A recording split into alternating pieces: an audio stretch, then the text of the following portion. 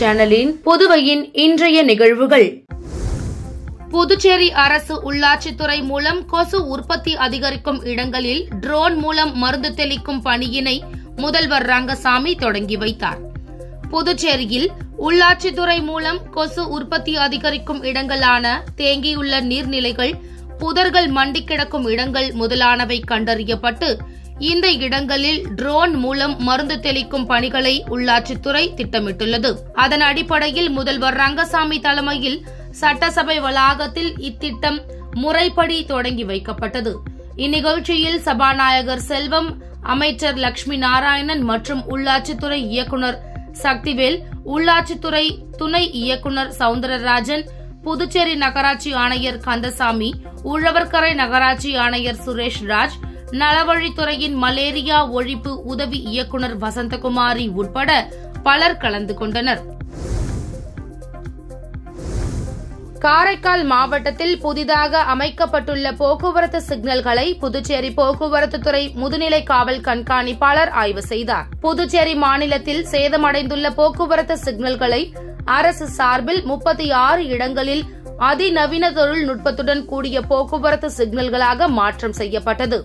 இதனை அடுத்து இன்று புதுச்சேரி மாநிலம் காரைக்கால் மாவட்டத்தில் புதிதாக அமைக்கப்பட்டுள்ள போக்குவரத்து சிக்னல்களை புதுச்சேரி மாநில போக்குவரத்து முதுநிலை காவல் கண்காணிப்பாளர் பிரவீன்குமார் திரிபாதி காவல்துறை அதிகாரிகளுடன் ஆய்வு செய்தார். அப்பொழுது காரைக்கால் மாவட்டத்தில் போக்குவரத்து நெரிசல் ஏற்படாமல் இருக்க பல்வேறு ஆலோசனைகள் மேற்கொள்ளப்பட்டது. இதனை அடுத்து செய்தியாளர்களிடம் பேசிய போக்குவரத்து முதுநிலை காவல் கண்காணிப்பாளர் பிரவீன்குமார் திரிபாதி, புதுச்சேரி மாநிலத்தில் போக்குவரத்து நெரிசலை கட்டுப்படுத்த பல்வேறு பகுதிகளில் புதிதாக போக்குவரத்து சிக்னல்கள் அமைக்கப்பட உள்ளதாகவும், புதுச்சேரி மாநிலம் முழுவதும் குற்ற சம்பவங்களை தடுக்க சாலைகளில் சிசிடிவி கேமரா பொருத்தப்பட உள்ளதாகவும் அவர் தெரிவித்தார். பிரான்ஸ் நாட்டு தலைநகரம் பாரிஸில் கோலாகலமாக நடைபெற்ற 27ஆம் ஆண்டு விநாயகர் சதுர்த்தி ரத யாத்திரை விழாவில் தமிழர்கள் உட்பட 1 லட்சத்திற்கும் மேற்பட்டவர்கள் கலந்து கொண்டனர். பிரான்ஸ் நாட்டு தலைநகர் பாரிஸில் விநாயகர் சதுர்த்தி விழா இந்திய வாழ் தமிழர்கள், இலங்கை தமிழர்கள் சார்பில் ஆண்டுதோறும் மிக சிறப்பாக கொண்டாடப்பட்டு வருகிறது. அதன்படி இன்று 27ஆம் ஆண்டு விநாயகர் சதுர்த்தி கோலாகலமாக கொண்டாடப்பட்டது.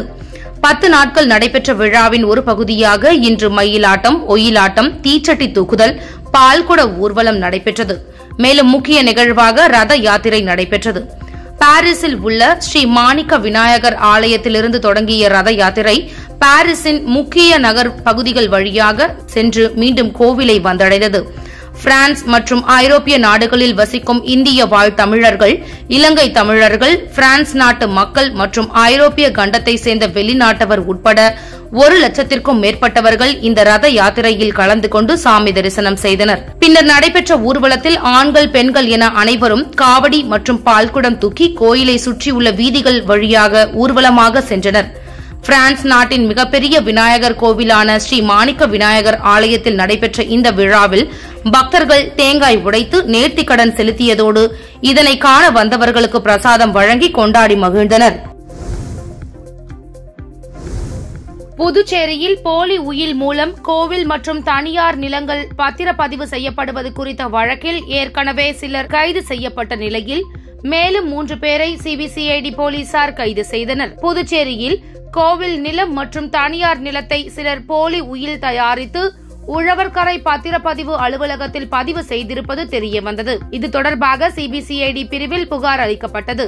அதன்படி சாரம் பகுதியில் ரூபாய் 2 கோடி மதிப்புள்ள தனியார் இடத்தை போலி உயிர் மூலம் பத்திரப்பதிவு செய்ததாக ரவிச்சந்திரன், அவரது மனைவியை சிபிசிஐடி போலீசார் எஸ்பி ஜிந்தா கோதாண்டராமன் உத்தரவின் பேரில் இன்ஸ்பெக்டர் பாபுஜி, ஏழுமலை ஆகியோர் தலைமையில் போலீசார் கைது செய்தனர்.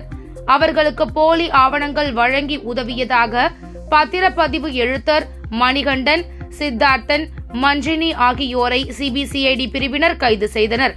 இந்த வழக்கில் மேலும் சிலர் சம்பந்தப்பட்டிருப்பது தெரியவந்ததை அடுத்து அவர்களையும் கைது செய்ய நடவடிக்கை எடுக்கப்பட்டுள்ளதாக போலீசார் தெரிவித்தனர். புதுச்சேரியில் இணைய வழி மூலம் 2 பேரிடம் ரூபாய் 13,74,000 மோசடி செய்தவர்களை சைபர் கிரைம் போலீசார் தேடி வருகின்றனர். புதுச்சேரி மணக்குப்பத்தை சேர்ந்தவர் அசோக்குமார். இவரை தொடர்பு கொண்ட நபர் தன்னை அதிகாரி என அறிமுகம் செய்து கொண்டார். உங்கள் மீது துன்புறுத்தல் வழக்கு போடப்பட்டுள்ளது, அதனால் ஆதார் எண், தொலைபேசி எண் தடை செய்துள்ளதாக கூறினார். இந்த வழக்கில் இருந்து விடுவிக்க வேண்டுமானால் பணம் கொடுக்க வேண்டும் என்று கூறினார். அதற்கு பயந்த அவர் 13 லட்சம் ரூபாயை அனுப்பி ஏமாந்தார். தர்மாபுரியை சேர்ந்தவர் முத்துக்குமார். இவரை வாட்ஸ்அப் மூலம் தொடர்பு கொண்ட நபர் வெளிநாட்டில் வேலை வாங்கி தருவதாக ஆசை வார்த்தை கூறினார். அதனை நம்பிய அவர் 74,000 ரூபாயை அனுப்பி ஏமாந்தார். இது குறித்த புகார்களின் பேரில் சைபர் கிரைம் போலீசார் வழக்கு பதிந்து மர்ம கும்பலை தேடி வருகின்றனர்.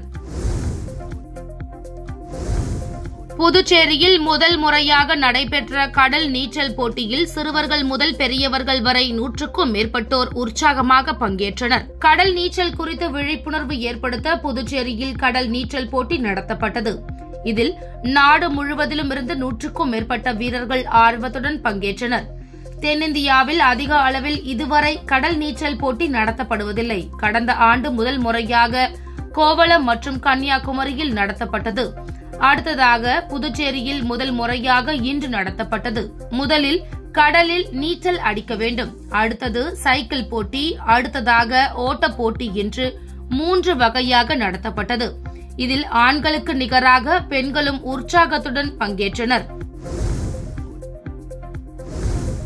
இளநிலை மருத்துவ படிப்புகளுக்கான திருத்தப்பட்ட வரைவு தரவரிசை பட்டியல் இணையதளத்தில் வெளியிடப்பட்டது. புதுச்சேரி சென்டாக்கில் நீட் மதிப்பெண் அடிப்படையில் MBBS, BDS, ஆயுர்வேதம், கால்நடை மருத்துவம் ஆகிய இளநிலை மருத்துவ படிப்புகளுக்கான வரைவு தரவரிசை பட்டியல் இணையதளத்தில் வெளியிடப்பட்டு இதில் ஏதேனும் ஆட்சேபனைகள் இருந்தால் கடந்த 20ஆம் தேதி காலை 11 மணிக்குள் தெரிவிக்க வேண்டும் என கூறப்பட்டிருந்தது. அதன்படி விண்ணப்பதாரர்கள் ஆட்சேபனைகள் கேட்கப்பட்டு திருத்தப்பட்ட வரைவு தரவரிசை பட்டியல் இணையதளத்தில் நேற்று வெளியிடப்பட்டது. இத்தகவலை சென்டாக் ஒருங்கிணைப்பாளர் அமன் சர்மா தெரிவித்துள்ளார்.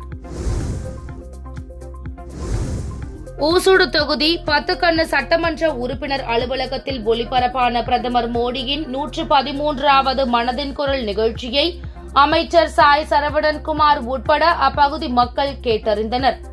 மன் கி பாத் நிகழ்ச்சி மூலம் பிரதமர் மோடி வானொலியில் உரையாற்றி வருகிறார். பிரதமர் மோடி ஒவ்வொரு மாதத்தின் கடைசி ஞாயிறு அன்றும் மன் கி பாத் எனப்படும் மனதின் குரல் நிகழ்ச்சி மூலம் வானொலி மூலம் பேசி வருகிறார். அந்த வகையில் இன்று 113வது மனதின் குரல் நிகழ்ச்சி ஊசுடு சட்டமன்ற தொகுதிக்கு உட்பட்ட 10 கண்ணு சட்டமன்ற உறுப்பினர் அலுவலகத்தில் ஒளிபரப்பு செய்யப்பட்டது. இதில் ஊசுடு தொகுதியின் சட்டமன்ற உறுப்பினரும் ஆதி திராவிட நலத்துறை அமைச்சருமான AK சாய் ஜே சரவணன்குமார் கண்டுகளித்தார். இதில் தொகுதி ஒருங்கிணைப்பாளர் சாய் தியாகராஜன், தொகுதி தலைவர் ஐயனார், இந்நிகழ்ச்சியின் பொதுச் செயலாளர்கள் முத்தாலு முரளி, சிவசங்கர், கேந்திர பொறுப்பாளர், கிளை உறுப்பினர்கள், செயற்குழு உறுப்பினர்கள், பாஜக நிர்வாகிகள் என ஏராளமானோர் கலந்து கொண்டனர். புதுச்சேரி மாநிலம் காரைக்கால் அடுத்த தலத்தெருவில் அமைந்துள்ள பிரசித்தி பெற்ற அருள்மிகு சிவகாமி அம்பாள் சமேத ஸ்ரீ சிவலோகநாத சுவாமி தேவஸ்தான ஆலயத்தில் முன்னொரு காலத்தில் மழை இல்லாமல் உணவு பயிர்கள் விளைச்சலின்றி பஞ்சம் ஏற்பட்ட நிலையில் ஊர் மக்கள் இவ்வாலயத்தின் இறைவனிடம் முறையிட்டனர். மக்களின் வேண்டுதலை நிறைவேற்றும் விதமாக சிவனே ஏற்களப்பை ஏந்தி இங்கு வந்து விதை தெளித்து விவசாயம் செய்ததாக புராணங்களில் உள்ளது. அதனை நினைவில் கொள்ளும் விதமாக ஆண்டுதோறும் விதைத்தெளி உற்சவம் நடைபெறுவது வழக்கம். இந்த ஆண்டு விதைத்தெளி உற்சவம் நேற்று ஏகாதச ருத்ர ஹோமத்துடன் துவங்கியது. இன்று காலை ஸ்ரீ சிவலோகநாதர் சுவாமி ரிஷப வாகனத்தில் எழுந்தருளி விதை நெல்லை எடுத்து வந்து ஆலய நந்தவனம் முன்பு உள்ள நாகராஜ கணபதி ஆலயத்தில் வைத்து பூஜித்த பின் விதை நெல்லுடன் ஆலய பிரகாரத்தை வலம் வந்து ஆலய நந்தவனத்தில் விதைத்தெளி உற்சவம் நடைபெற்றது. தொடர்ந்து சுவாமி அம்பாள் வீதி உலா வந்து பக்தர்களுக்கு அருள் பாலித்தனர். இதில் ஏராளமான பக்தர்கள் பங்கேற்று சுவாமி தரிசனம் செய்தனர். மறைந்த நடிகரும் தேமுதிக நிறுவன தலைவருமான விஜயகாந்தின் 72வது பிறந்தநாள் விழாவினை முன்னிட்டு திருச்சிற்றம்பலம் கூட்ரோடு பகுதியில் கொடி ஏற்றி பொதுமக்களுக்கு இனிப்பு வழங்கி கொண்டாடப்பட்டது.